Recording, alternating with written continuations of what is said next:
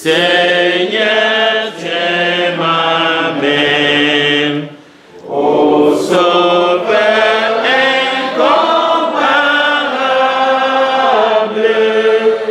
toujours tiens ma main, je verrai ta main, meurtrière, pour toujours là-haut.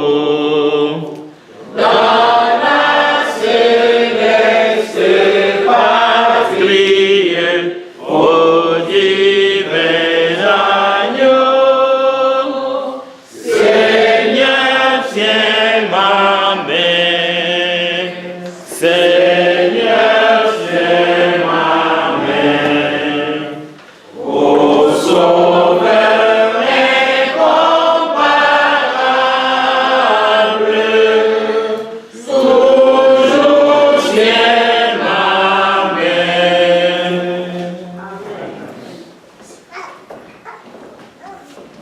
Bienvenue à tous ce matin pour l'écoute de la parole de Dieu.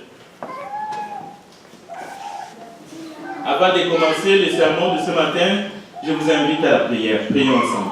Nous te bénissons, notre Dieu, parce que ce matin tu es là. Ta parole déclare que là où 2 ou 3 sont réunis en ton nom, tu es au milieu d'eux. Nous t'implorons, notre Dieu, Père des cieux, que ton esprit nous guide, mais avant toute chose, pardonne-nous de nos péchés. Lave-nous complètement par le sang précieux de ton Fils Jésus-Christ.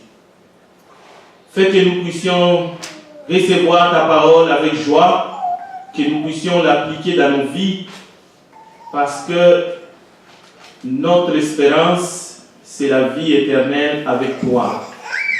Bénis ces moments, bénis chacun qui s'est avancé ce matin vers toi, parce que tu es un Dieu bon et parfait. Au nom de Jésus, nous te prions. Amen. Amen.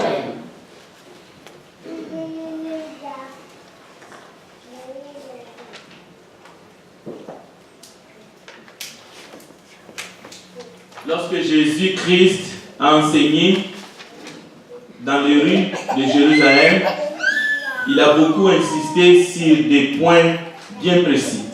Nous allons essayer de regarder cela ce matin. Aimez-vous les uns les autres comme je vous ai aimé. C'est quelque chose qu'il a laissé comme un message fort, un commandement à ceux qui l'ont suivi, à ses disciples. Mais il a parlé aussi des relations entre hommes et femmes, la relation dans les couples, dans le mariage.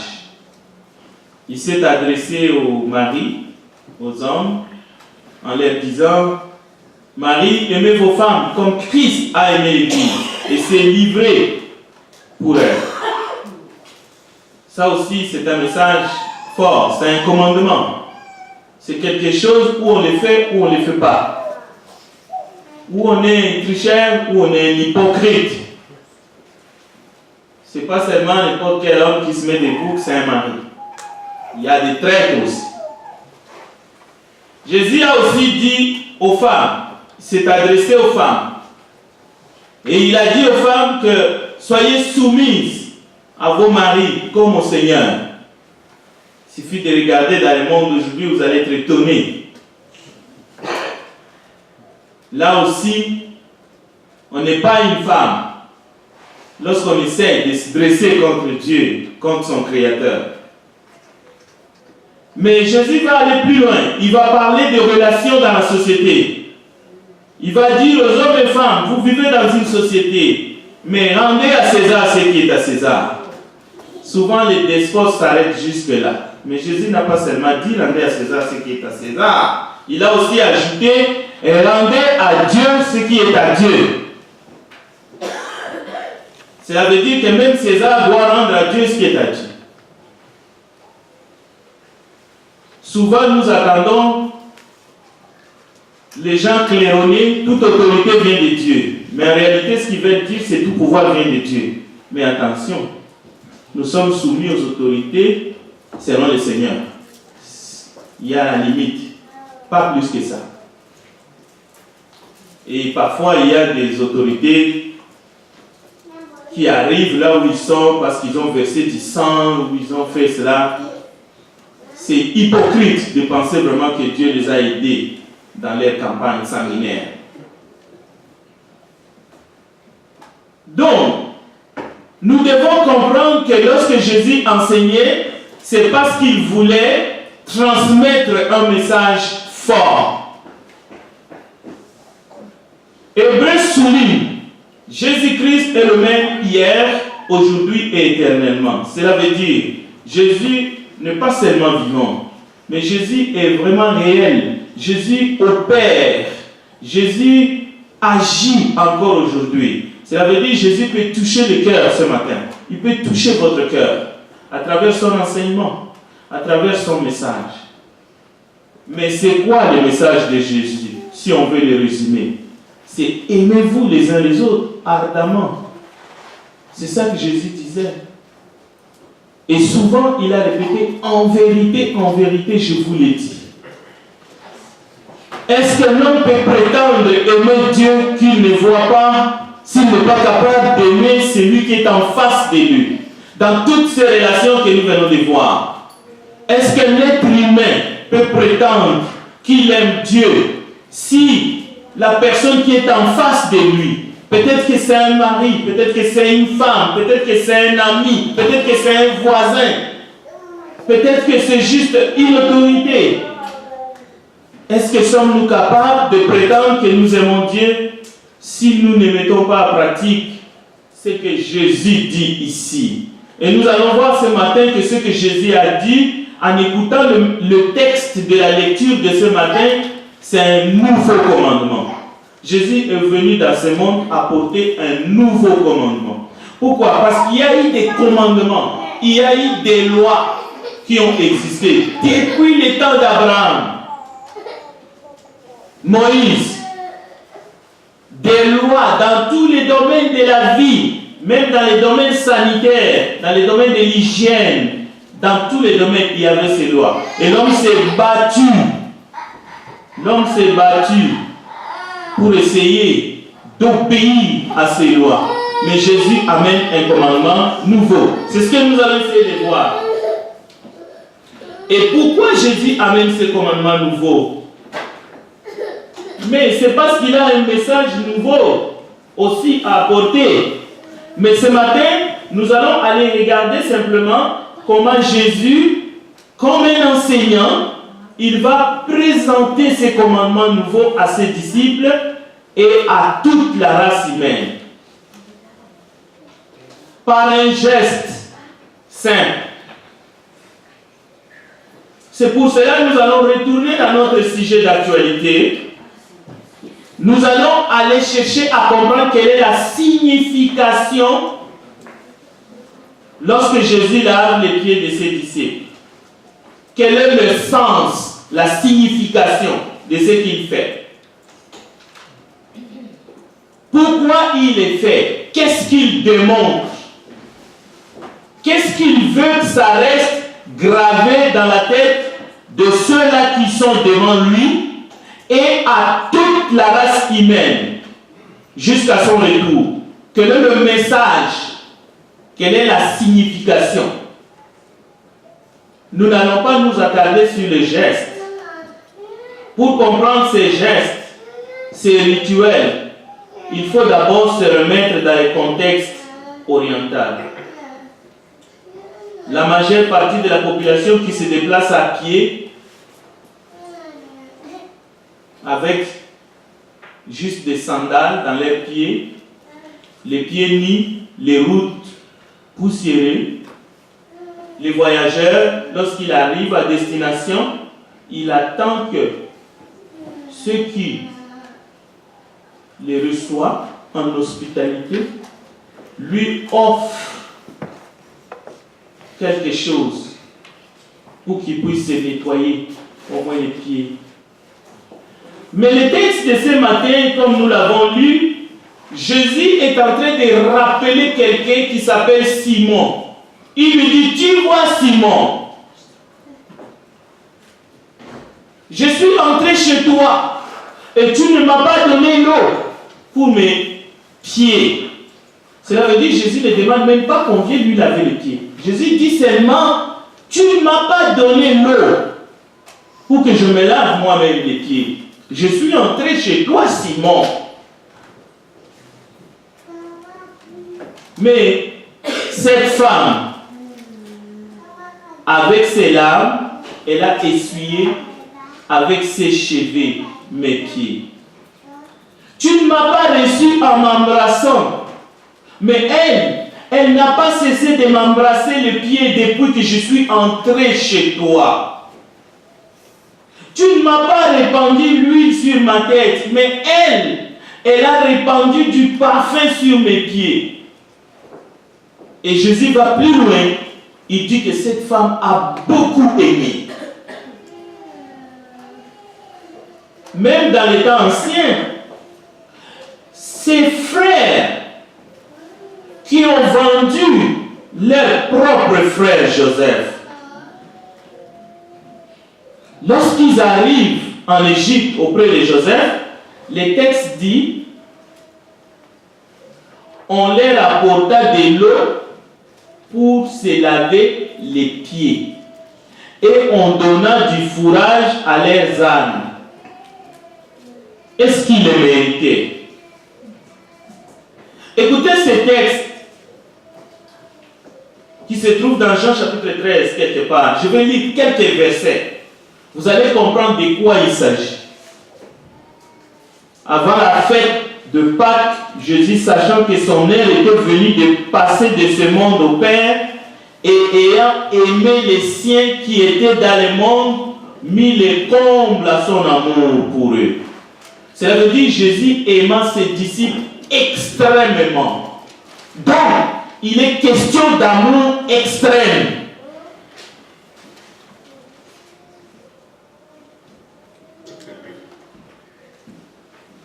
Et cependant, les soupers, alors que le diable avait déjà inspiré au cœur de Judas Iscariote, fils de Simon, les desseins de les livrer, Jésus sait qu'il va mourir. C'est alors que Jésus, qui avait remis toutes choses entre les mains de son Père, s'éleva de la table, ôta ses vêtements, prit un linge dont il se saignit. Ensuite, il versa de l'eau dans un bassin et il s'est mis à laver les pieds des disciples et à les essuyer avec les linges dont il était saint. Il arrive à Simon. Simon dit non. Toi, Seigneur, tu me laves les pieds?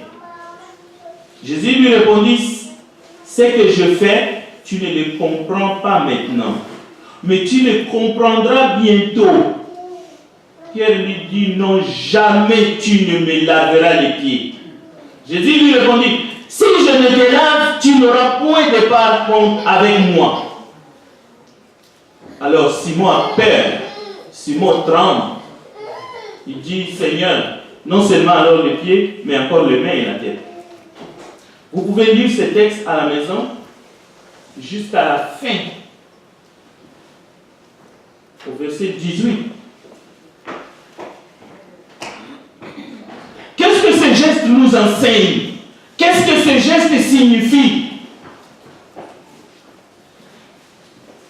Jésus nous enseigne l'amour mutuel. L'amour mutuel.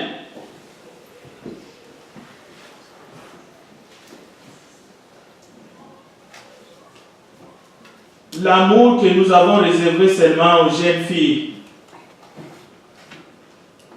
Exclusivement. Mais Jésus enseigne ici l'amour mutuel que les disciples auront les uns pour les autres dans la nouvelle alliance. C'est la doctrine de Jésus-Christ, fondement des apôtres. C'est ça les commandements nouveaux que Jésus est en train d'enseigner. Jésus dit à Pierre, si donc je vous ai lavé les pieds, moi qui suis votre Seigneur et votre Maître, vous devez vous laver les pieds les uns aux autres. Je vous ai donné l'exemple afin que pensant à ce que je vous ai fait, vous fassiez aussi de même. Imaginez les chrétiens de cette époque qui vivaient alors que l'esclavage était pratiqué. Ils n'ont pas compris, mais ils étaient complètement perdus. Pourquoi? Le Messie, le Maître, comment il peut prendre la condition sociale d'un esclave, d'un serviteur? Il vient de renverser le valeur devant eux en un instant, dans une fraction de seconde. Parce que ceux-là qui avaient cette charge, c'était des serviteurs qui faisaient cela et des esclaves qui devaient laver les pieds des autres. Où sont-ils maintenant? Ceux qui ne font aucun cas de leurs frères, qui sont soit dans la servitude ou qui ont un niveau social plus bas dans la société. Où sont-ils lorsque Jésus prend cette position? Où sont ceux qui veulent être honorés? Ceux qui cherchent à être honorés par leurs prochains, même dans notre société aujourd'hui. Ceux qui veulent que les autres leur lavent les pieds, où sont-ils? Parce qu'ici, c'est le Maître qui lave les pieds. Dans Matthieu chapitre 20, verset 25, Jésus lui-même rappelle ses auditeurs. Où sont les chefs des nations qui tyrannisent? C'est-à-dire qui sont dans la violence tout le temps, qui essaient de soumettre tout le monde. Où sont-ils les chefs des nations qui tyrannisent? Le grand qui les asservisse, où sont-ils? Jésus dit, il n'en sera pas de même au milieu de vous. Mais quiconque veut être grand parmi vous, qu'il soit votre esclave. C'est ça le message.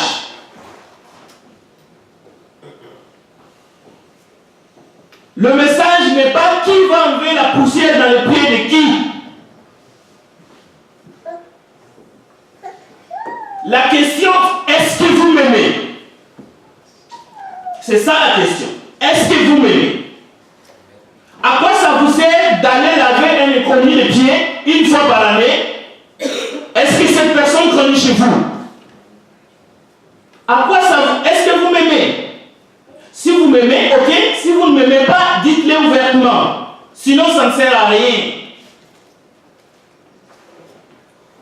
Mais est-ce que vous aimez les frères et sœurs? Est-ce que vous aimez la personne qui est à votre gauche, à votre droite? La personne qui est assise derrière vous? Est-ce que vous l'aimez ardemment? Est-ce que vous aimez sincèrement votre partenaire, votre épouse, votre époux? Est-ce que vous l'aimez vraiment? Pourquoi vous dites que vous l'aimez alors que vous passez le temps en train de le faire du mal, de parler mal derrière lui?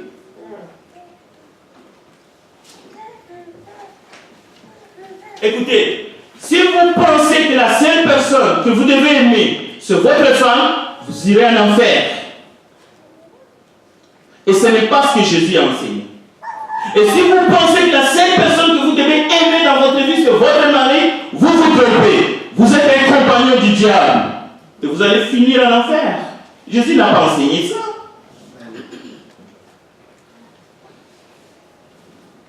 Jésus a dit à ses disciples, vous devez vous aimer les uns les autres. Vous m'appelez maître, c'est vrai, je le suis.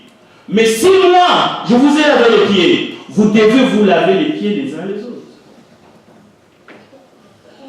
Hier, j'étais en train de travailler, j'ai jeté un coup d'œil à la télévision et j'ai vu un homme dans l'Amazonie avec sa femme, une américaine, et il est en train de dire devant les caméras, elle m'aime moins que la tortue. Parce que dans cette forêt d'Amazonie, lorsqu'ils ont capturé la tortue, c'était la seule chose pour qu'ils puissent se nourrir. Mais la femme aimait tellement la tortue, la femme a dit, on ne va pas la manger. Cette tortue est libre. Le mari a dit, mais écoute, je sais que tu as un amour passionné de la tortue. Mais c'est notre survie. Et l'homme a déclaré devant les caméras, elle m'aime moins que la tortue.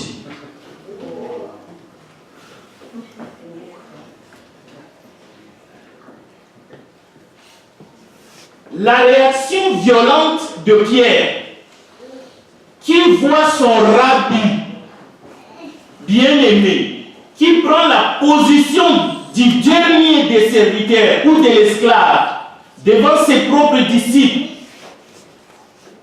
Pierre dit, c'est inacceptable. Et il y a des gens qui le disent encore aujourd'hui. Je ne sais pas si vous le dites peut-être dans votre cœur. Mais Jésus voulait enseigner. Le temps d'imaginer un peu ce que Jésus a fait ces jours-là, le maître vénéré, le Messie imaginé comme un chef de guerre qui est venu libérer Israël de l'occupation romaine. Pour Pierre et ses compagnons, la place du Messie, fils de Dieu, est du côté de puissant. Sa place est sur le trône. Ce n'est pas au pied de ses disciples. Mais méfiez-vous, mes frères et sœurs. L'évangile que nous disons, que nous suivons, peut être un mensonge. Si nous n'avons pas compris ce que Jésus a fait ces jours-là. Et si nous ne l'appliquons pas, la question est-ce que tu l'appliques dans ta vie? Face au refus de Pierre, Jésus va parler, mais ça va sonner comme une bombe. Si je ne te lave pas les pieds, tu ne peux avoir part avec moi. Cela veut dire, Pierre, tu te sépares de moi pour l'éternité. Alors Pierre ne peut pas supporter ça. Alors il dit, alors, non pas seulement les pieds, lave-moi tous les corps, parce que je vais rester auprès de toi. Je t'aime, mais je t'aime beaucoup, comme cette femme qui est venue et qui a versé de l'huile. Est-ce que nous aimons Jésus? Est-ce que ce matin, est-ce que nous l'aimons vraiment? C'est pour cela, reproduire ces gestes de façon traditionnelle, juste pour le plaisir de le faire. Aller devant la tombe d'un soldat inconnu et on se cligne, ça change quoi?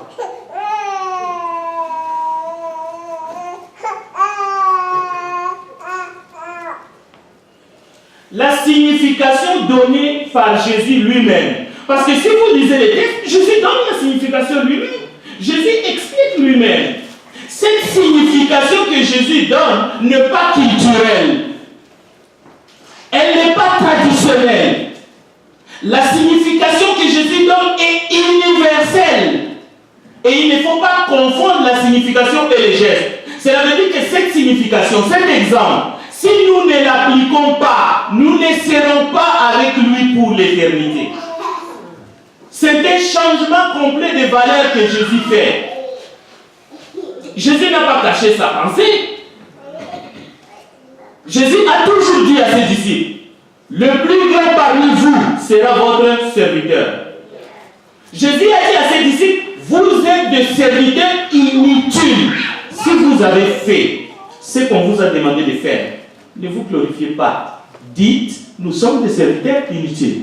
Est-ce que nous l'appliquons? Est-ce que vous l'appliquez? Ou est-ce que vous voulez qu'on vous jette des fleurs, qu'on vous glorifie pour ce que vous avez fait, qu'on parle bien de vous, qu'on cite votre nom? Jésus a dit à ses disciples l'autre jour, il faut perdre sa vie pour la gagner, disait-il. C'est faire les serviteurs des autres pour être grand. Choisir la dernière place pour atteindre la première place. Nous voulons tous être le premier. Nous voulons toujours occuper la première place. Nous voulons nous faire notre nom soit grand. Jésus a dit que nous devons devenir comme des petits enfants si nous voulons entrer dans son royaume. C'est ça que Jésus a fait ces jours-là avant sa mort. C'est ça qu'il a démontré. Et il n'a pas fait cela pour qu'un jour ça cesse. Parce qu'il va donner sa vie. Et il veut qu'on se souvienne de lui de cette façon. Les disciples ont tous entendu ces paroles que je viens de vous citer, mais visiblement, ils n'ont jamais prêté attention. Lorsqu'ils voient Jésus prendre la cruche, enlever les habits, ils sont scandalisés. Non. Jésus a montré qu'il était humble. J'ai presque envie de demander qui est humble ici qui lève la main. Qui lève la main. Mais je ne veux pas vous faire pécher. L'explication de Jésus tombe tout de suite dans ce qu'il vient de faire. Voici, Jésus dit, comprenez-vous ce que j'ai fait, ce que je vous ai fait? Vous m'appelez maître et vous dites bien car je le suis. Dès lors, si je vous ai lavé les pieds, moi le Seigneur et le maître, vous devez vous aussi vous laver les pieds les uns les autres. Ce que je fais pour vous, faites-les vous aussi. Jean chapitre 13, verset 34. Et voici comment il faut le faire. Il ne s'agit pas d'amener ta petite cruche d'eau ici. La façon qu'il faut le faire, il suffit de lire dans Jean chapitre 13, verset 34. C'est dans le même texte, c'est dans la même colonne. Je vous donne un commandement nouveau. Aimez-vous les uns les autres comme je vous ai aimé. Aimez-vous les uns les autres. Mais voyez-vous, vous ne pouvez pas aimer même une mouche si Dieu ne vous aide pas. Parce que dans le cœur de l'homme est torturé par-dessus tout et il est incurable. L'homme est un égoïste. L'homme ne pense qu'à lui. L'homme tire la couverture vers soi. C'est pour cela que tu as besoin de lui, de Christ. Pour que tu puisses reproduire ce que lui il a fait. Le lavage des pieds de ses disciples. Alors que lui qui était Dieu. La Bible dit Jésus aima les siens jusqu'à l'extrême. Cela résume toute sa vie. C'est un don total de sa vie, sa passion, sa mort. Ce que je fais pour vous, faites-le vous aussi. Il va dire quelques minutes après, faites ceci en mémoire de moi. C'est pour cela que nous prenons le repas du Seigneur. Mais est-ce qu'entre nous, c'est ces sentiments qui dominent? Comment l'homme peut aller chercher Jésus là où il n'est pas? Il est sous tes pieds. Il s'est déshabillé, il est sous tes pieds. Mais combien de temps il va rester sous tes pieds? Même s'il est ressuscité, il est assis dans la gloire. Mais l'image qu'il nous a laissée, c'est Dieu sous les pieds de l'homme. Mais vous allez les garder dans cette condition jusqu'à quand? Abigail était une femme qui avait un homme cruel dans sa vie. Mais un jour, Dieu va les délivrer. Lorsque David envoie ses serviteurs auprès d'Abigail, Abigail dit aux serviteurs de David qu'ils venaient la demander en mariage pour leur maître. Que sa servante soit chargée de laver les pieds des serviteurs de mon maître. C'est pour cela que nous avons commencé avec les relations. Les relations mari et femme. Gouvernant et gouverné. Frères et sœurs dans l'église. Les relations entre nous et nos voisins. C'est une chose de vivre avec les gens. C'en est une autre de briser les gens avec notre orgueil. C'en est une autre de descendre ton frère en public.